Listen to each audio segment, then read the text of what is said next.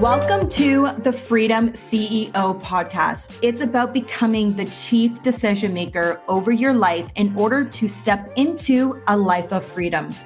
From business, health, wealth, charity, and giving back to just doing life on your own terms. I am your host, Shay Invidiata.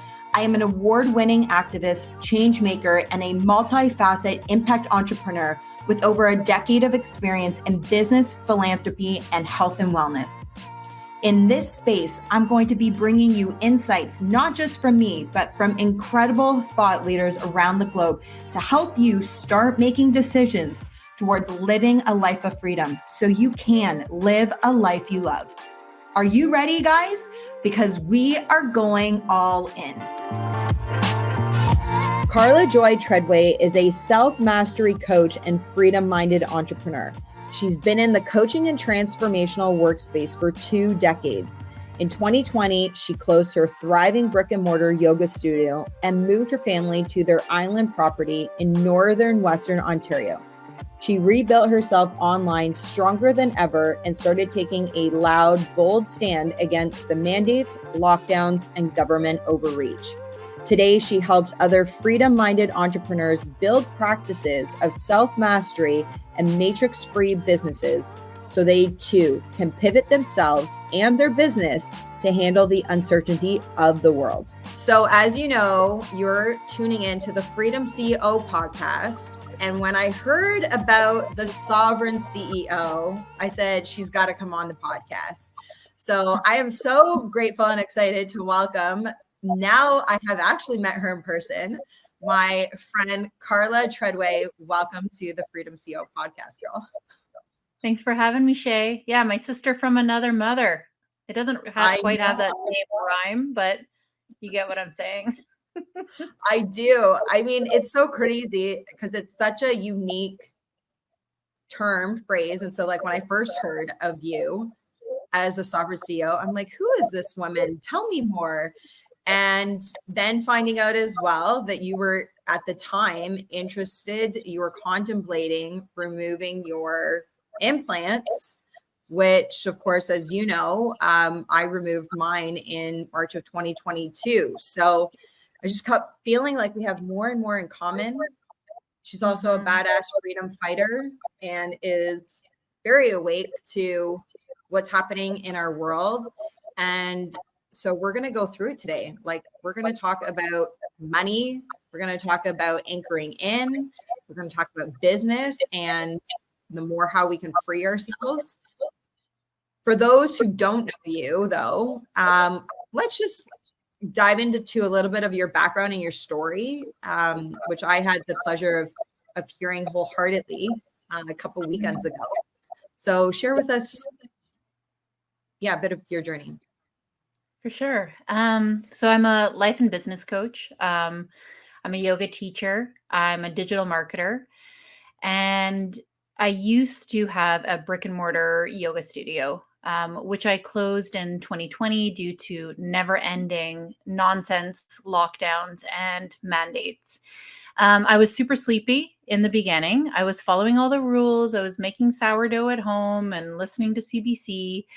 I actually went out and got one jab. I was just fully trusting of everything I was being told. And something kind of rattled me eventually, thank God. And I kind of came to my senses.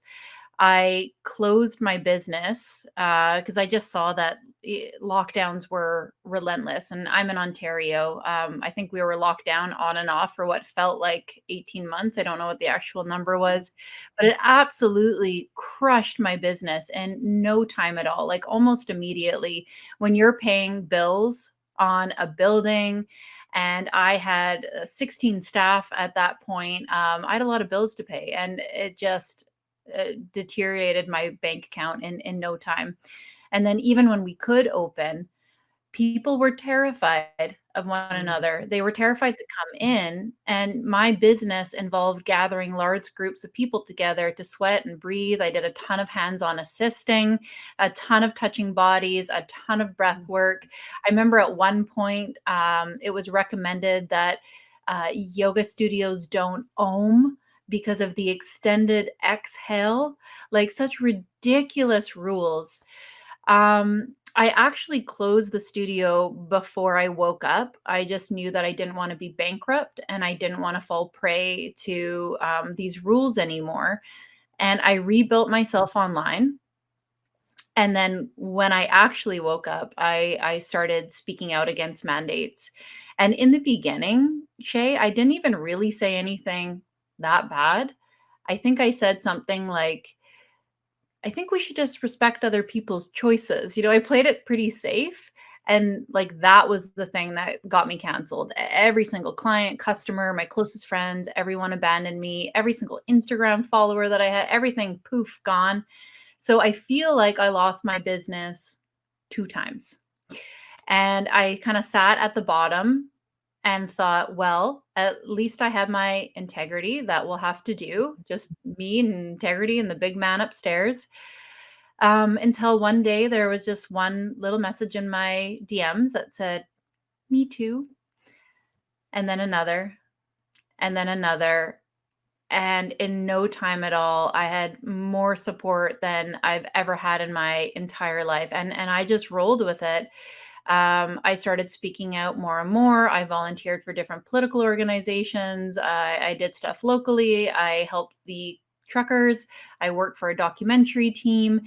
I basically spent an entire year not working and just freedom fighting. And I'm really grateful that I did do that. I honestly didn't have the mental capacity to work at that time. It was just so important to me to go all in. But eventually I needed to break that. And the moment for me was when I was working for the documentary team and I watched peaceful protesters who were praying and holding hands get beaten by the Canadian police. And when I watched that, I was privy to uh, like thousands of hours of footage. I thought, this is happening. This is Mhm. happening. So there's no point in resisting it. I'm not saying don't fight against it, but only being in the resistance doesn't really make sense anymore. This thing is going to play out how it's going to play out at this point. And there's only one other option right now, which is get back to work. Get back to work, make Right. yourself stronger, because Mhm. as grateful as I was to be able to be in a position where I could just volunteer, my husband was like, "Go for it! Like you go do it. I'll pay the bills." It also wasn't good for me, to always be protesting, to be in the resistance, to always be on social media. That was my Yeah. job for the documentary, running their accounts. I needed to break away from that and make the conscious decision to not just be in the resistance, but to focus on strengthening myself and moving forward. Totally. I mean, what a journey for you, having, like you said, like having a brick and mortar, literally shutting it down, going in to fight, and at the same time knowing you have to create something new for yourself and reinventing. Yeah. Do you recall what was the moment for you? Because you mentioned you weren't always awake, and then you Mhm. had, usually something happens, and sometimes it's an accumulation of enough pieces coming together. Mhm. But can you recall that defining moment where you shifted from being sleepy, to use your words, to Yeah. being awake? There were several. In the beginning, when I would see people with their videos talking about freedom, this is what I thought. I'm sorry, everyone. I thought, like, how privileged of you. Like, you think your freedoms are being taken away. I actually thought that, um, in Canada, we're just trusting of our media. It's the number one Sure. problem. Yeah. So what woke me up is one of my very good friends. She's a businesswoman. She's a yoga teacher. She's very, very smart. She started to lose her mind. And I thought, my poor friend, I'll help her. So I started like talking with her, like wondering why she was freaking out about everything, why she was so stressed out. And, she just kept on asking me questions that I didn't have answers for. Just really, really smart questions, never telling me anything, just asking me questions that I could not answer. And anyone that's bought into the narrative, they just say, shut up. That's why. It just like it is what it is. We just have to follow them. We have to trust them. She sent me some documentaries. I watched them. I was like, nah, I don't really believe it. And I think the moment was when my kids came home from school and said that the health unit was coming into school and saying that they didn't need parental permission to get a vaccine.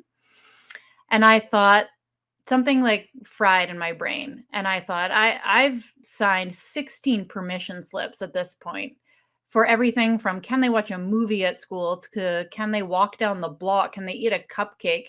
But someone can go and give my child an injection without permission. That is the thing that I think really set me off. And Yeah. I actually spent that entire weekend. It was in the fall. My husband was hunting. I spent the whole weekend in a dark hole of conspiracy theories. I watched every documentary. I looked at everything. And by the time my poor husband came home, I like sat him down. I was sobbing and I was like, I need to tell you something. And he thought I was crazy. Like he knew all of this was a crock of shit from the beginning, but not because he was conspiratorial or had watched documentaries. He's just very, very logical. So the numbers didn't make sense. Right. But when I tried to tell him what I had just learned, he was like, now you're crazy. So now I had to do to him what my friend did to me, just like chip away and chip away. And I remember the worst moment of my life was when we were sitting outside in the hot tub and he said, you're right. Like all of it. This is what's happening. And I just felt this sense of like dread and panic come over me. And this was at the time when they were building detention facilities, when Yeah. there were parents getting caught up in litigation with their kids. Yeah. I thought they were going to take my kids away from me. I thought they were going to lock me up. And that's not a crazy thought because that's what they said. When the prime Totally. minister was on TV saying, how long will we tolerate these people? When my best friends in the world said, I can't tolerate people like you.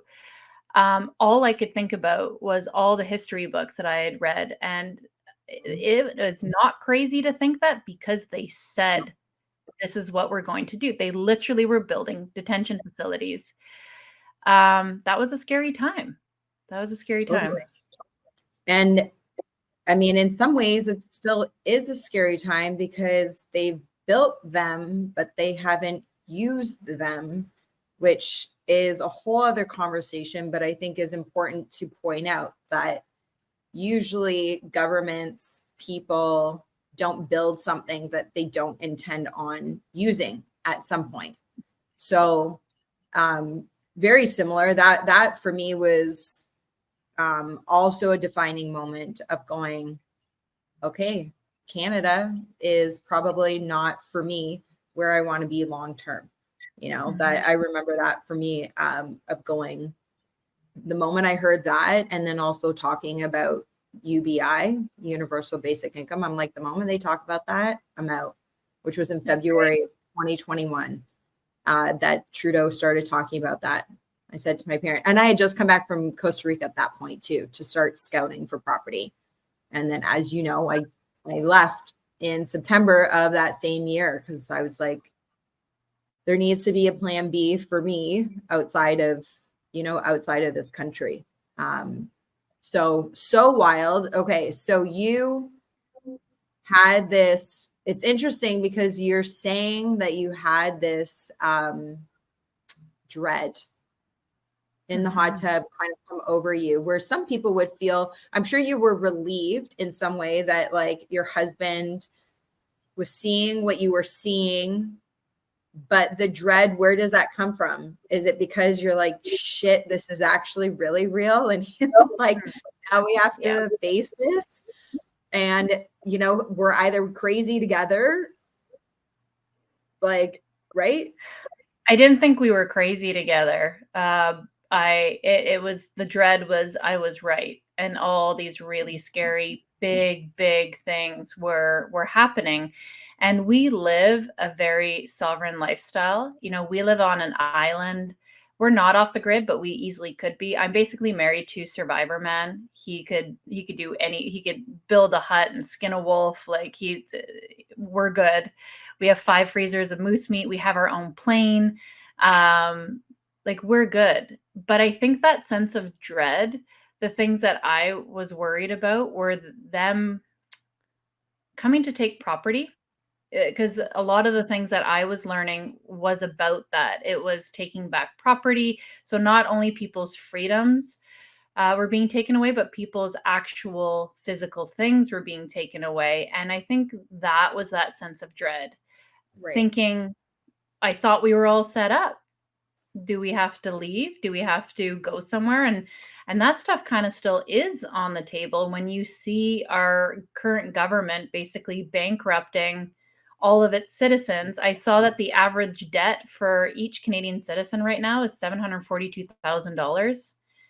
Holy. That is the debt that we carry. $742,000. Wow. That's right. And I think at that time when I was like in the middle of the doom, I was thinking there would be like a physical takedown, like they would physically take people off their property. I was like so scared at that time. It's much more practical than that. It's pretty easy to take property away from people when life is unaffordable. All you have to do is jack up the interest rates to get people off of their land. It's really not hard at all. And there are very few people that are in a place where they can handle a doubling of their basic expenditures each month.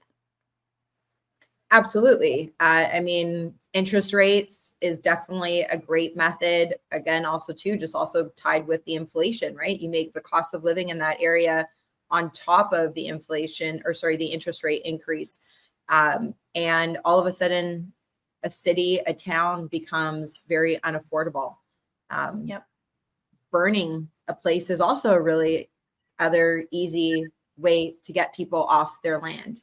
And we're seeing this, in my opinion, all across the world, not just in BC and places like Kelowna or on Hawaii and Maui, you know, but there's bizarre fires turning on at the same time across the world that, you know, is a more easy way to make people believe that it's something natural when it comes by the way of a fire versus an interest rate hike, inflation increasing. So you're right, you know, very right on that. So let me ask you, because I don't even know this about you. You guys were on the island prior to 2020, or did you guys move on the island since 2020?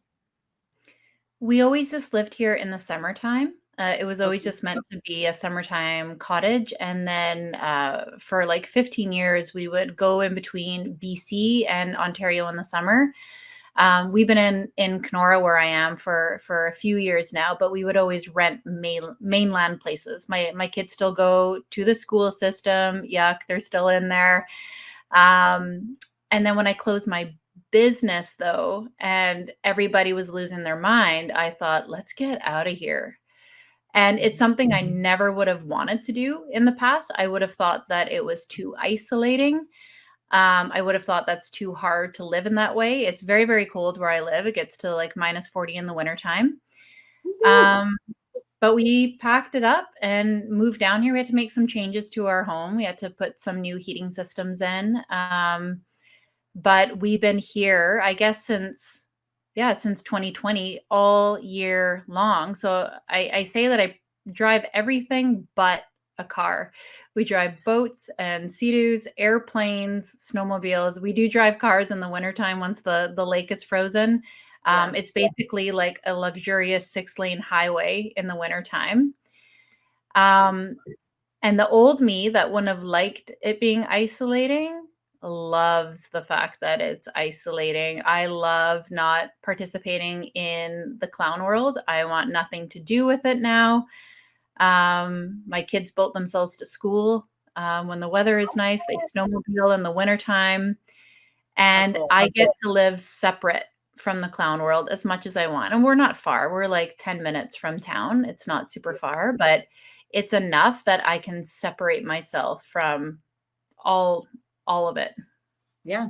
Oh my God. I love that. And it sounds like your husband already had these very necessary and needed skills for a world that we are all living in and questioning more and more about.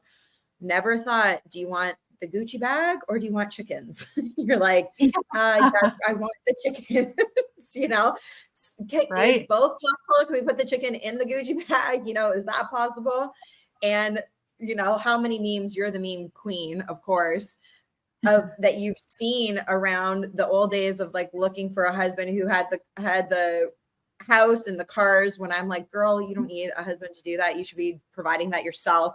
But those memes that have, you know, the guy who's doing that versus the rancher who like knows how to round up the cows and call in the cattle. And how many of us now are like, that's actually what I want. And Karla already was one of those. Right? Like, I used to look at how the Mennonites live or how the Amish live and think, like, that's weird. And Yes. how's this for foreshadowing? My in-laws, Dan's parents, were on one of Canada's first reality TV shows ever made. It was called Pioneer Quest. Fun. And they had to live like pioneers from the 1800s in the Manitoba wilderness for a year with only supplies that you'd have in the 1800s. So they had to build a home, they made straw beds, they had to plow fields and keep livestock alive. And that was just like not something that I was super interested in when I was younger. If Dan's mom ever made comments about me being like a nice little Mennonite wife, I would have said like, heck no. And now I'm like, show me how to do that. I need to know how to do those things. That is crazy. Okay. And how old was Dan? How old was your husband when his parents went on the show to do this? He was 17 or 18 years old, Wow. and he had to basically take control of their entire life. Like, they signed over their construction business. He was in charge of his younger brothers for an entire year. I think it made him grow up really quickly, actually. Totally. And okay. So, like, I mean, he's been, talk about foreshadowing, but like the training wheels have been on, they've been set. You guys are completely good on that front where, you know, more people like myself, I'm like, God, I'm like, okay, I got to learn how to milk goats and, you know, doing all that stuff. So, you know, I think like many people, right, going through the last few years that we have and trying to navigate in this new space, regardless of what your belief system is, we're all needing to reinvent the way that we do most things. We need money in order to function in this current society. You and I both share a very same belief that money is just an energy exchange, and we could have a whole conversation on just how you view money and how that your relationship with money can change your entire life. But let's talk about business first. Around what did you do? What are you doing? And like, what are you advising people right now, regardless of what side of the belief system they could be on? Like, how are you looking at navigating business different these days? Well, I think money is the most practical thing to Mhm. increase your freedom. So, like, I live rurally and people look at that and they think, "Oh, must be nice." I hate that conversation, must be nice. But I don't think it's the end all be all. Like, look at the fires. Look at like what if they did come and take things away from you? So we Right. can set ourselves up externally and think that we're good to go, but just really don't know what the future holds. So money is really practical. Money is something that we all need to be focused on, whether we have money issues or thoughts about that or not. Like, we just have to. We all need more money right now. So in the beginning, I made a container that was called Just the Sovereign. And it was in the middle of this crisis. And the sovereign at that time was, here's everything that you might need to live free. So I brought in my skills, like mental health practices. I brought in physical health practices. I brought in business coaching. And then I brought all kinds of experts in to talk about homesteading and food preparedness and medical preparedness. It literally was, here's everything. But eventually I got to the point where I noticed most people in here live in a city. Most people aren't in a place where they can go move to the country as much as they would like to. Most people can't do that. And when it comes to preparedness, a lot of the preparedness things we can honestly get done in a weekend. You could build up your pantry, you could buy a generator, you could get a medical kit. Like, there's no reason that anyone should be sitting on that stuff for years and years. I eventually refined my container to be the sovereign CEO and focus on the two things that I think people need the most right now. One is mindset, and the other is a freedom lifestyle by way of making a digital business. I was really victim to lockdowns and mandates by having a physical brick and mortar business. So going online and creating a radically authentic personal brand. My business now is 10 times more profitable, impactful, and enjoyable than it ever was when I ran a digital studio when I ran a physical studio. And I think that's really important, not just the money piece, but the enjoyment piece. I wake up every day early, like 5 a.m., and I'm genuinely excited to get to work because I have monetized my clear calling. I'm doing work that I actually love because I'm radically honest online. I'm working with people that are aligned with my values. The people that I work with are super fun. And I help people do what I did. I help people build online businesses. And you know what? Most entrepreneurs fail. And I think the reason that most entrepreneurs fail is because they don't have self-mastery. They're trying to focus on mastering their mission, mastering their business, but they're not disciplined. They have these stories that tank them every day. They have these personal narratives that tell them that they can't do something. They get emotionally triggered all day long. If you're not working on those things, you will not survive as an entrepreneur because it's hard. It is hard. So we do both in that container. How do I help you stay steady? How do I help you create emotional resilience? How do you handle uncertainty, rejection, failure? Because this world, Jay, it has an obsession with comfort, an obsession with emotional safety, an obsession with, just never failing. And you got to make it right with those things if you actually want to be successful at business. I mean, you know what it takes to actually be successful. There's risk involved. There's putting yourself out there. So that's what I help people do, mindset and business. I think the other key component to what you're doing, if I can just add, is the accountability and community piece. Because for most, the entrepreneur world is really the solopreneur, right? Until even sometimes like within your own team, right? Like you can build up and you have your own team, you've got an admin, you have a VA, maybe you have a marketing person, but it's not the same as being in a room, being in an online container with other like-minded entrepreneurs. Because the mindset of an entrepreneur, the way that, not even the mindset, but just how that the brain calibrates compared to a VA, very different, very different. And so it's like that energy exchange of being in a group, being in a space with other like-minded people that energizes you. But then there's also that accountability that like you actually follow through on what you say you're going to do and keeping your promises to yourself, but you've got that container, which I'm sure you do that within your group as well. 100%. Everyone in the container is awake.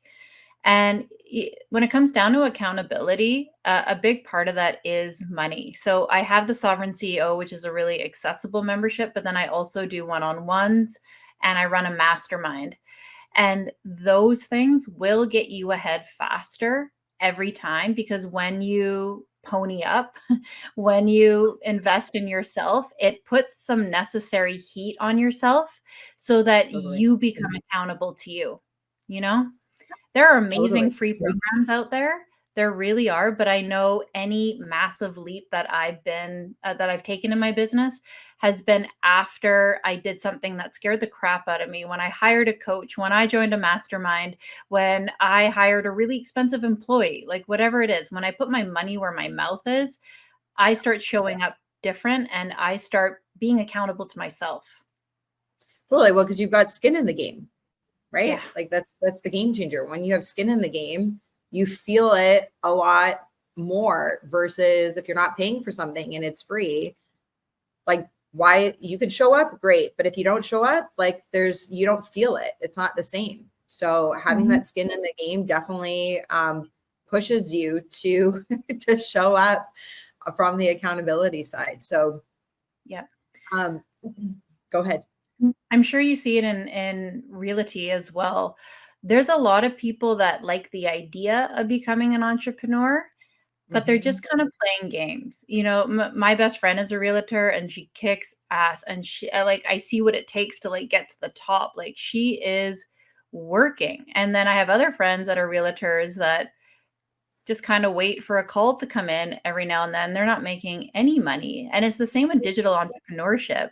I've been in so many coaching containers. I see the same thing again and again. There's a lot of people playing entrepreneur. They're making their Instagram account, they're playing on Canva. It feels like work because it's taken a lot of time, but they're not doing the real things to actually grow a business. So I like to put like some honesty and some heat on that, like what actually is real work, quotations, and what is playing games, because a lot of people are playing games and that's why they're not reaching those heights and getting to those places that they want to be. I love that. It's true. And if you don't follow Karla, make sure you follow her on Instagram. Her information is going to be in the show notes. And also, of course, if you are tuning in watching, it's also been coming up on the screen on the bottom because you consistently actually speak to that. And we all know there's many influencers on Instagram with huge followings that are making no money because they actually haven't developed the skill to monetize their own value. It's not even about their audience, it's monetizing their own value. So I think I love that you brought that up because I've watched you talk about that on social as well. Yeah. Karla, so, okay. Also, as a side, I also realized that your bestie over there is also somebody I've worked with in real estate for over 10 years. So we just made that connection this week, which is also pretty cool. And that's, the world's small, 6 degrees of separation. But you also just know that's like, you're like, yeah, you're good people, good people I was always trying to find. think how we got connected, and we only figured out our that we were both friends with Dana like very recently. But I was trying to figure out how did Shay and I even get acquainted? Like I knew you were friends with Sarah, and I'd been to some calls with you, but it was the explant. Like I must have seen you with Sarah, heard you talk about it, and I sent you some DMs, and you were kind enough to give me so much information and help me along that journey. That's where all of this started. So thank you for that, because that was really important to have women, even women who were total strangers, help me through that journey and just say like, you can do it. You're going to be fine. Yeah. Well, my pleasure. And I say to all women always that my DMs are always open for those conversations. I think it was the simplest, hardest decision I've ever had to make in my life. And at the time, I thought that was going to be the hardest decision, was actually making that decision. And for me personally, on the other side of explanting, it wasn't any easier. It wasn't necessarily harder, but it was still hard. And there were days that were harder, you know? And so because of my own experience and also the impact that it has on women's health and how it's not spoken about enough by women in general, and even like men, it's part of why I actually vocally share my stories, because I really believe more men need to hear what's happening to women, not realizing that the detrimental effects it can have on the female body and how that actually affects their relationship can actually affect their children as well if they have children with their partner. And I think if more men started to realize that we're actually poisoning and killing our women, maybe there'd be a culture shift at some point around it, you know? And so, yeah, that is what connected us, truthfully. You know, and I remember writing you back. I actually remember sending you a voice note back being like, I looked at your Instagram because I didn't follow you at the time. And I was trying to do the thread. I'm like, how do I know her? I'm like, she's a freedom fighter. She's friends with Sarah. Have I been in something with you before? You know? And so let's talk about that for a moment. Because like I said, I think that's important. So how long did you have your implants for? And did you have symptoms around that, and like what drove you to make the decision? I got mine when I was 21. I was in a very different place, just partying, not a care in the world. Probably wouldn't have made a different decision even if you had told me that they weren't good for you. No one told me that they weren't good for me at that time, but I can't say I would have made a different decision, to be honest, like at 21, just on a different program. I have a whole host of symptoms, but I'm only 4 weeks post surgery now. So it's kind of hard to say what has shifted or what will. But I ended up developing capsular contraction on my left breast, and I got them replaced, I think 6 years ago. I just kind of left the contracture for a couple of years. Didn't really think anything of it other than that was just scar tissue. Got them replaced 6 years ago. Actually wanted to explant then, but I was too scared what I was going to look like. So I downsized and thought that that issue would be resolved. I didn't think that it was an autoimmune thing. I just thought that that was just something that happened, and it was super rare. They'll tell you it's super rare. It's not. Getting capsular contraction is something that many, many women experience. They just don't tell their surgeons. You know, I didn't tell my surgeon at the time. I Googled it, saw what it was, didn't deal with it. Many, many women will experience that and just not report it or say anything. Got my second set, almost immediately got capsular contraction again. Started fighting it, tried to massage it, tried to deal with it. It looked fine, so I was ignoring it, but it hurt, and that pain was getting worse and worse and worse. So I knew they needed to come out eventually, but I didn't want to deal with it because they looked fine. I didn't honestly believe BII. I would hear about it. I don't know why. I think it's because the symptoms are usually pretty general. You know, like the rashes and stuff are pretty obvious, but a lot of the BII symptoms are things like I'm tired, brain fog, weight gain. And I'm 38 now. So hearing that list of symptoms, I was like, isn't that everybody like at this age? Inflammation. It was just so vague. But I got mine out because I felt like the voice of God came thundering into me one day, and it said, get them out and as fast as humanly possible. And that second piece was so clear, as fast as humanly possible. So that's when I started contacting you and diving into the information and thinking maybe breast implant illness. I started noticing reports about there being cancer cells found in the scar tissue forming around them, and started to become more and more clear that these things were very unhealthy to have in my body. And it wasn't just a scar tissue thing, that it was an immune thing, that it was a cancerous thing.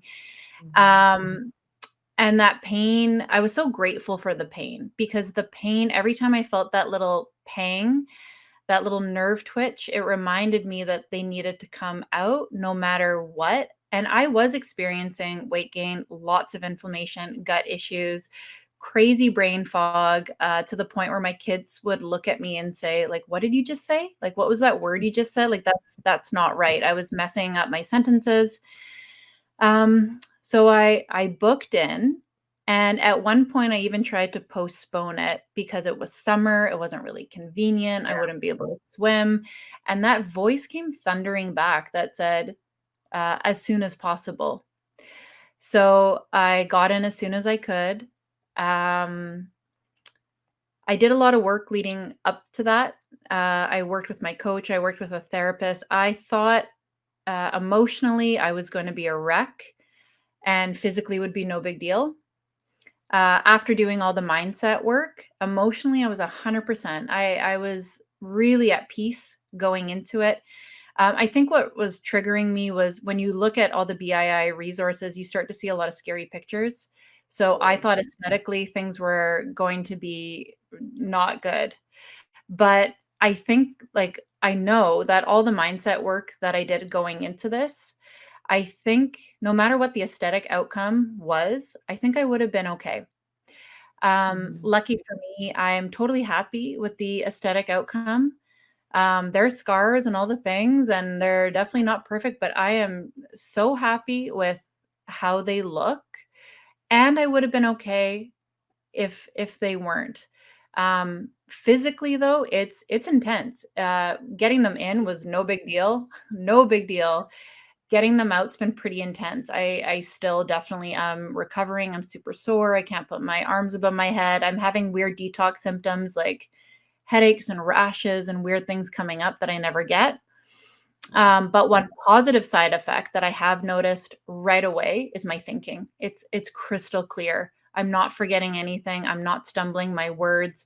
I have tons of energy. I feel the way that I do when I've taken ADHD meds in the past, which I don't do anymore. I feel like I'm on ADHD meds, just like tons of energy, crystal clear, on fire. I'm noticing that right away, and I'm sure I'm going to experience so many more benefits as I continue to heal. Oh, big time. Big time. And I'm so grateful for you sharing because, even just your experience is different than mine and is going to be different from the next woman's. And I think this is why it's so important that those who are comfortable to share, that we are talking about this. And I just saw Karla at the MYM, which is the Monetize Your Mind conference out in Alberta a couple of weekends ago. And I couldn't believe watching you not just like walk around, but like get up on stage, dance a little bit. I'm like, this girl, your body is healing so nicely. I mean, I was 21 days, like 3 weeks solid. My drains didn't come out till 15 days. So like I was like not walking for the first 3 weeks more than 60 seconds a day, which was basically going to the bathroom, and everybody's experience is different. And yours was not like mine, even though, like you said, the post removal is no joke and the healing process is much longer. Your recovery on the immediate was very different than mine, Mhm. and so it's amazing just to see how it's all unique to each of us. And I'm so proud of you for listening to that voice in your head, because we also shared some voice notes back and forth about that, with the hesitation of, do I wait after conference? Was part of the thought, do you wait? And I'm just proud of you for following your intuition. And I think there will come a day where you're going to look back on the summer and go, holy shit, thank God. I literally thank God that I listened to the voice, Yeah. right? Your help was life-saving, and same like you. I've been getting a lot of DMs and happy to help anyone that's going through it, because so many women help me. And I Totally. met a ton of women that had explanted. Everyone was super generous with their information and with their help. And what's funny about that voice is, what are they threatening right now? Like, they're already like threatening masks, and I don't Yeah. know if we'll ever repeat what we just did, but it's a very real risk. Like, I think that's what was playing in my head. What if I couldn't get into the hospital? Because I have another friend whose breast implants ruptured during Right. COVID. And she had to live with a ruptured implant for No, 6 months. They wouldn't let her do that surgery. that's insane.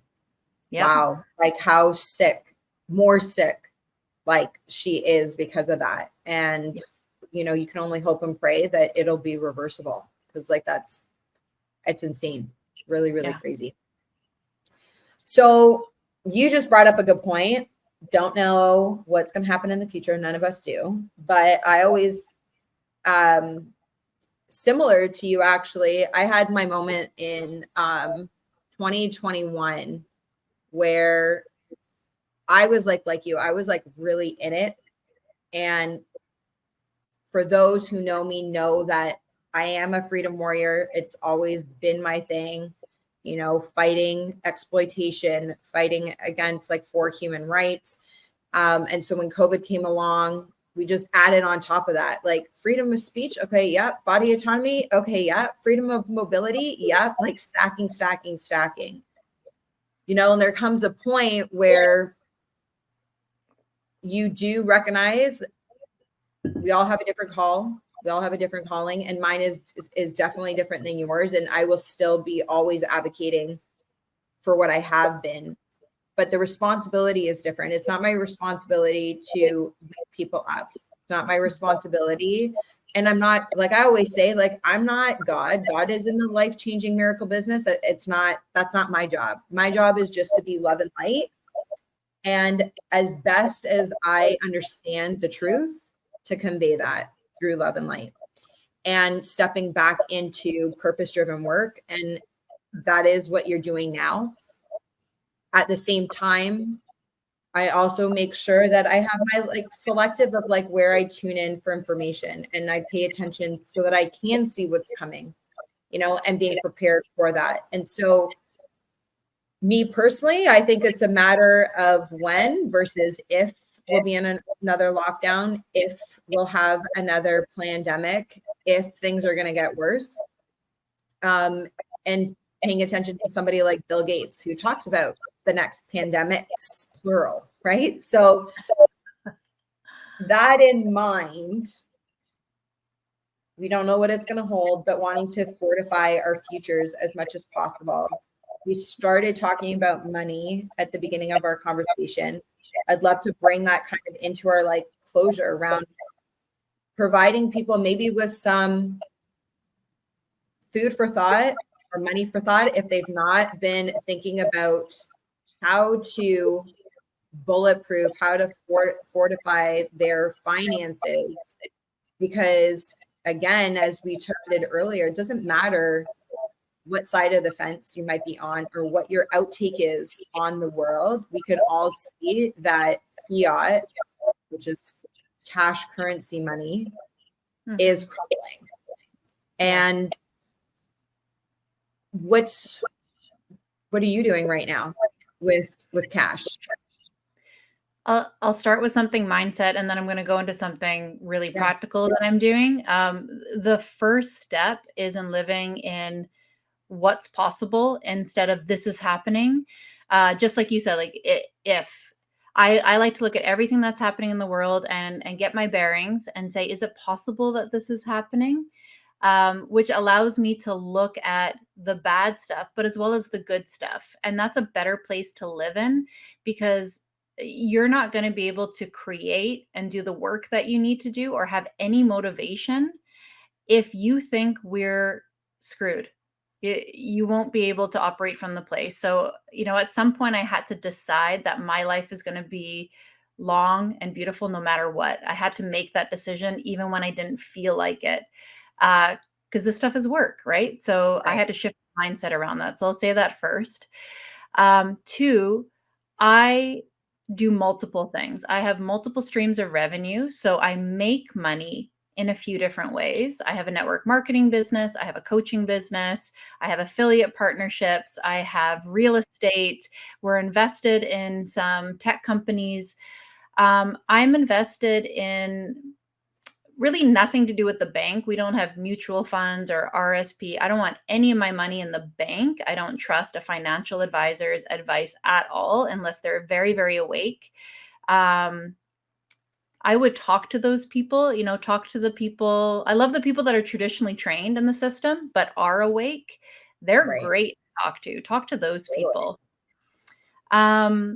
And I do it all. I have a little bit of crypto. I have these different investments, but I personally like tangible things. I find that sometimes like Bitcoin people are absolutists. They're like, only this thing.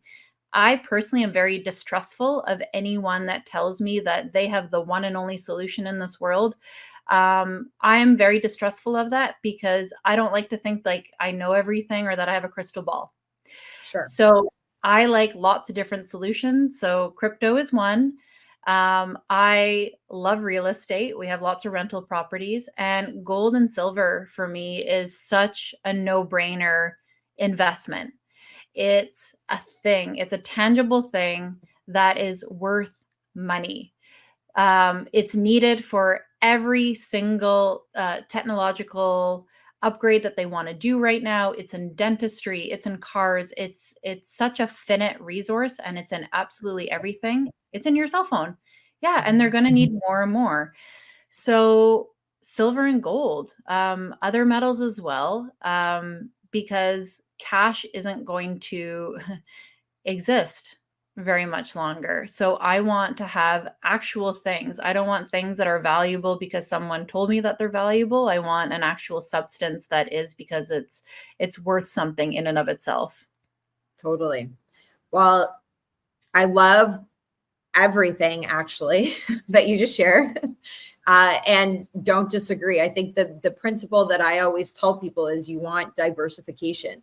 And that's exactly what you've explained, right? You don't want to be relying on just one avenue, because if that one thing is not performing, at least your portfolio is diversified, that you have other areas to be able to rely on. And I also think it's important that crypto, and still I'm speaking about myself when I say this, is really hard to understand for a lot of people. Like I still feel like I'm learning more Chinese. Like I've got like a good baseline, but I'm always like, okay, I got to go for more Bitcoin, cryptocurrency language lessons, because it's a whole new world. And so things like gold and silver that are tangible, things like real estate that are tangible, that you also may be able to understand better, are a fantastic asset to be putting into your portfolio as an asset base. The other thing, like I explain to people a lot, and I don't know, if you share the same viewpoint, but precious metals, buying things like gold and silver, and I say buying gold and silver as opposed to investing in gold and silver, because you're really purchasing an insurance policy. Gold and silver is always going to fluctuate based on what fiat currency is doing. And there could come a time, as you pointed out, that cash could be no longer. And gold, silver should go really high, which means, at least for you, you've purchased an insurance policy that's not paper. Because if you have insurance policies right now, life insurance, term insurance, there's all kinds of different policies that should cash out. I don't think they're going to be coming and going, "Oh, Shay, thanks so much that you bought your life insurance policy or this critical illness term policy that like you've paid into for all of these years, and here's the cash for it, or here's the money for it," right? This is something physical. I normally actually have my ring on, but I'm still in my workout clothes, so I don't have my ring on, but I have my gold bracelet here, one of them. And that's the real deal, 24 karat gold, that if that were to wipe out, at least I have gold and silver. And you kind of go, I hope that I never need to use it, because then we know we're in a bit of trouble if we need to use it. But if you do, you're prepared. And you've been, like I said, you've taken out an insurance policy basically on your cash, right? I mean, in a world that is obsessed with talking about privilege, there's a lot of people that have Western privilege. And I mean, they don't think anything bad would ever happen in Canada. And there's a lot of people getting very bad information right now. My parents are not awake, and my dad was talking about his pension plan, and they just have a pension plan and RSPs, Yeah. and he thinks that that's safe. And I was trying to tell him about bail-ins. I was trying to tell him about bricks, CBDCs. Like, there's nothing that can rattle him, so I just have to leave him. But these things are really real. People have no idea that their money could disappear. I'm not saying it's going to happen, but it could. It absolutely could. And my big awakening to the money thing was probably working for the Trucking for Freedom documentary when they started freezing assets and bank accounts. There are still many people that are debanked right now. I could have easily had my assets frozen. So any money that's actually in the bank is technically vulnerable. Even safe deposit boxes, those aren't safe. They can confiscate those just as easily as they can confiscate money in the bank. Really, really good point. And I'll just share too, like, there are great third-party vaults that you can store your precious metals in. I have two myself that I store my gold and silver, and some of it I also keep on hand. I don't keep a lot, so don't try to come rob me because most of it's in the vault. That's always like the concern when you're talking on a podcast about this stuff. It's like, well, where do you keep it? It's like, not, and it's definitely not between the mattress. If you come into my house, I'll tell you it's not there. So, surrounded by sharks and a moat and right, exactly. Exactly. But I think you bring up a good point that it's like, and if you are holding gold and silver, like, don't put it in a bank, put it in a third party secured vault, for that reason. And this is actually another area that Karla and I have also found commonality and common ground, and are actually working to help people find their way into a trusted source to gain access to gold and silver. When I first started talking more about this, as I was seeing the economy really shift, and even just like the talks, like you mentioned about the BRICS nations, and I'm like, wow, like, people need to be waking up to like what is going on here. My DM started filling up going, I don't know where to get it. I don't know who to trust. And the third setback that I commonly see is they don't meet the minimum purchase requirements in order to gain gold and silver. There's many companies I shouldn't say many, but there's a handful of good companies in Canada that you have to have minimum $5,000 or $10,000 in order to get gold and silver. And a lot of people don't just have that sitting aside for a rainy day. And so I'd love to just extend that as an invitation. If you're listening to this right now and it's landing with you, it's resonating, and you're like, I only have $10 or I only have $100, but how can I get in? I'm going to put a link in the show notes. You can connect with me on that, which is also Karla. Like I said, we're working together on this, but we would love to have a bigger conversation with you so that you can start just doing what you can with some extra funds that you might have. And maybe if you are saying, I don't have extra funds, we can always find ways, like cutting out the Starbucks every day or 3 times a week, or cutting back on Netflix, whatever it is. There's always a way, right? When you make it a priority, you can find the funds, you can find the resources. And it's really, really important in the times that we're in right now to be taking those measures so that you are fortified, you have that insurance policy. And if you need it, you're not scrambling. You're in a position of empowerment. That's why I feel so good sharing about that system, because there's no gatekeepers. Anyone can start saving.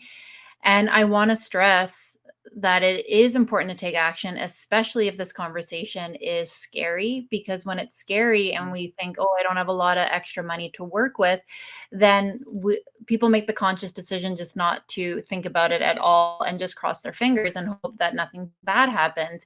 But I would offer, if this is a scary conversation, then you need to be taking action sooner than later, because you can start saving, again, like $10 in your pocket. You can start there and start building. You can start building and you can start saving and it'll start building. But you got to take action sooner than later, so that if something does happen in the future, you've already been doing it for a while. It's like one of my teachers always says, you don't want to learn how to swim when you're drowning in the ocean.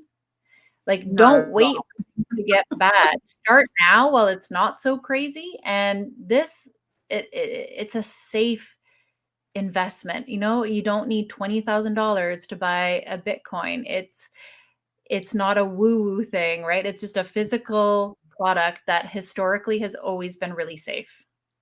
Yes, I love it. Karla, I mean, we could go Joe Rogan. I know you and I could definitely stay on for like a solid 3 hours. I feel like we're just getting started. I'm like, okay. I just want to thank you though for coming on. There's so much goodness, so much value. And as the Sovereign CEO on the Freedom CEO podcast, I want to ask you, when you think about being the CEO of your life, how has taking ownership over your decisions brought you freedom? I mean, it's everything. It's radical personal responsibility. It's the only way through all this, getting out of complaint and choosing what we're committed to instead. Like, what solutions are we committed to? Because no matter what position you're in, your life ultimately is up to you. Your freedom is up to you.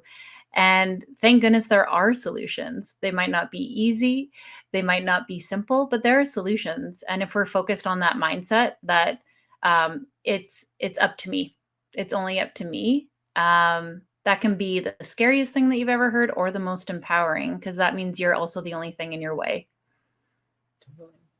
I love it. I love that. Such a great way to end off. Thank you, Karla, for being here. And so nice to catch up with you today on the podcast. Thank you, Shay. Anytime. So thanks for having me on here. How many gold nuggets did you just get out of today's show? But like literally actual gold. Listen, I believe strongly that more money needs to move through the hands of women. Women need to have a foundational understanding of their finances, the language of money, how to make money work for them, and how to become an investor rather than a spender, or a saver for that matter. Saving your money is costing you more than you think. I invite you to come join us inside the Freedom CEO Society. Right now, we're moving through an incredible mastermind called Made for More, with 8 freedom foundational fundamentals that you need in order to create more freedom in your finances, wealth, and your life. Check out thefreedomceo.com to get started. And if you're like, Shay, just give me the gold, then head over to shayandco.com/gold. Until next time, friends, stay free and wealthy. Thanks for tuning into the Freedom CEO podcast. If you got value out of today's show, I would love for you to leave a review, as it will help my show reach other people as well. You know what to do. Download this episode, click the like and subscribe button. If you feel like spreading more love, pop over to Instagram and share today's show in your stories. Remember to tag Shane Vidiata and the Freedom CEO. My DMs are always open, so drop me a line. I'd love to connect. Until next time, keep owning your decisions to live a life of freedom.